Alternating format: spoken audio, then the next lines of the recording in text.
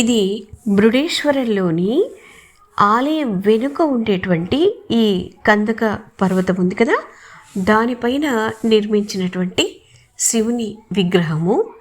దీని ఎత్తు దాదాపు 123 అడుగులుందట. ప్రపంచంలోనే ఎత్తైన శివుని విగ్రహాలలో ఇది రెండవదట. సో చాలా అందంగా ఉంది కదా. ఇంత పైనుండి మనము చుట్టూ ఉండేటువంటి అరేబియా సముద్రాన్ని చూస్తుంటే మనసుకు ఎంతో ఆహ్లాదాన్ని ఇస్తుంది. సో అద్భుతమైనటువంటి ఆలయం ఇది. సముద్రము తీరాన ఉండేటువంటి చిన్న భూభాగము కందక పర్వతం అని అంటారట.